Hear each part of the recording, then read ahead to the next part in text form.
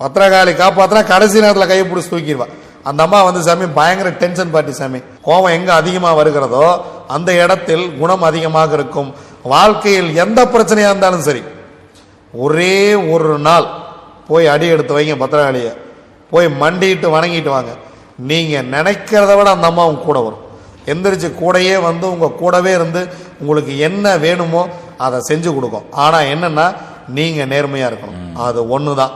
உங்க பக்கம் தவறு இருந்துச்சு, அந்த அம்மா நீங்கெல்லாம் பார்க்காது, நான்லாம் பார்க்காது, எவனும் பார்க்காது, சிவனும் பார்க்காது, தூக்கிறோம்.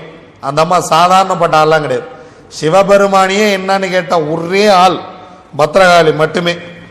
கடைசியை டெட்டன்ட் அந்த அம்மா தான் சாமி. என்னை காப்பாத்துறதுக்கு தெய்வமே இல்லை நீங்க முடிவு பண்ணீங்கன்னா கூட திக்கற்றவர்களுக்கு கடைசி துணை பத்திரகாளியே.